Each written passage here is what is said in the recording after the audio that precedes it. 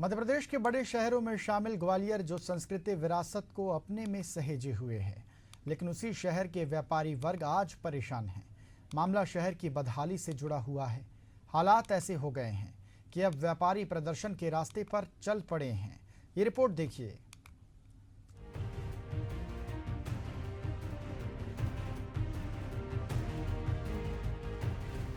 बड़े महानगरों में शामिल एमपी का ग्वालियर आज बदहाली पर आंसू बहा रहा है। मरम्मत के नाम पर शहर की सड़कें खुदी पड़ी हैं। बाजारों में अतिक्रमण हो रहा है।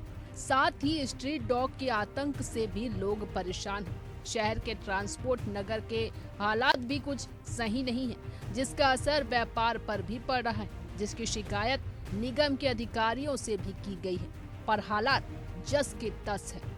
परेशान व्यापारी जब इसकी शिकायत लेकर कमिश्नर के पास पहुंचे तो उन्होंने ज्ञापन लेने से इनकार कर दिया। इस बात से नाराज चैम्बर ऑफ कॉमर्स के पदाधिकारी निगम मुख्यालय में ही धरने पर बैठ गए और आंदोलन की चेतावनी देते हुए सीएम डॉक्टर मोहन यादव को अफसरों की शिकायत भेजी है।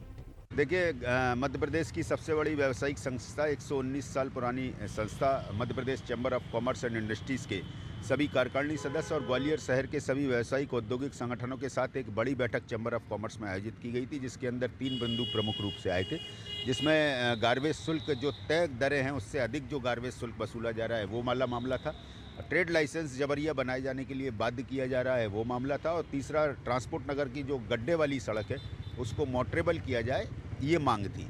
और उसमें तय हुआ कि हमको चैम्बर ऑफ कॉमर्स को चरणबद्ध आंदोलन करना चाहिए, और इस चरणबद्ध आंदोलन की कड़ी में सबसे पहले निगम कमिश्नर साहब को ज्ञापन देना चाहिए, जिसकी सूचना निगम कमिश्नर साहब को दी गई और उन्होंने 5 बजे का समय हमें दिया। हम 5 बजे निगम मुख्यालय पे पहुंचे, और निगम मुख्यालय पे जब पहुंचे 10 मिनट खड़े रहे तब वहाँ कर्मचारियों ने बताया कि साहब कमिश्नर साहब बाल भवन पे मिलेंगे। हम लोग ने सोचा कोई बात नहीं, हम बाल भवन पहुँच जाते हैं। बाल भवन पहुँचे, हमने कमिश्नर साहब को उस समय भी फ़ोन लगाया, उनका फ़ोन नहीं उठा। व्हाट्सएप पे मैसेज किया, उनका कोई रिप्लाई नहीं आया। फिर हम बाल भवन से निगम मुख्यालय आ गए। निगम मुख्यालय पे भी 10 मिनट खड़े होने के बाद फिर हमसे कहा जाने लगा कि आप बाल भवन चले जाएं। तब व्यापारियों ने तय करा कि इतनी बड़ी संख्या में व्यापारी इधर से उधर हो रहे हैं, लेफ़्ट राइट जो कराई जा रही है, ये व्यापारियों का अपमान कराया जा रहा है। ये दिखाने की कोशिश की जा रही है कि आप हमारे लिए कुछ भी महत्व नहीं रखते हैं। हमारी कोई ऐसी जिद नहीं थी कि निगम कमिश्नर साहब ही खुद ज्ञापन लें। हमने उनको कहा था कि आप एडिशनल कमिश्नर साहब को भेज दीजिए, डिप्टी कमिश्नर साहब को भेज दीजिए, जेडो साहब को भेज दीजिए, और नहीं तो कोई भी सफाई कर्मचारी साहब को भेज दीजिए, हम उनको ज्ञापन दे देंगे। हमारी कोई ऐसी जिद नहीं है, लेकिन उन्होंने इस बात को भी अस्वीकार कर दिया। जब इस संबंध में निगम कमिश्नर अमन वैष्णव से जानकारी लेने की कोशिश की गई तो उन्होंने जानकारी देने से इनकार कर दिया। इसे लेकर निगम की महापौर डॉक्टर शोभा सिकरवार का कहना है कि व्यापारियों की समस्याएं आखिर कमिश्नर क्यों नहीं सुनते, ये समझ से परे है। उन्होंने आगे कहा कि व्यापारियों की जो भी समस्याएं हैं उसे सुलझाने की दिशा में काम किया जाएगा। नहीं, अभी उस दिन वो लोग धरने पे आए थे, और चैम्बर ऑफ कॉमर्स एक बहुत बड़ी व्यापारियों की संस्था है, और हम सभी लोग व्यापारी भाइयों के साथ में हैं। उनकी जो भी समस्या हैं सड़कों लेकर या ट्रांसपोर्ट नगर या गार्बेज शुल्क को लेकर, गार्बेज शुल्क के लिए तो हमने राज्य शासन को भी पत्र भेजा था कि गार्बेज शुल्क कम किया जाए, और आयुक्त महोदय किस कारण से नहीं मिल पाए वो तो मुझे जानकारी नहीं है, और हम सभी लोग उन व्यापारी भाइयों के साथ हैं।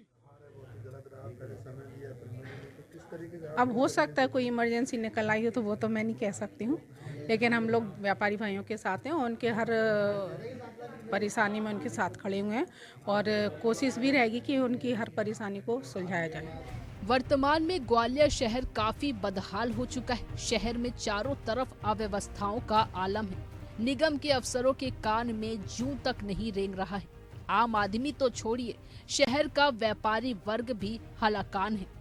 अफसरों के लाल फीताशाही रवैये के चलते चैम्बर ऑफ कॉमर्स के पदाधिकारी और कारोबारी आंदोलन की ओर अग्रसर हैं, जो कि 119 साल के इतिहास में पहली बार हो रहा है।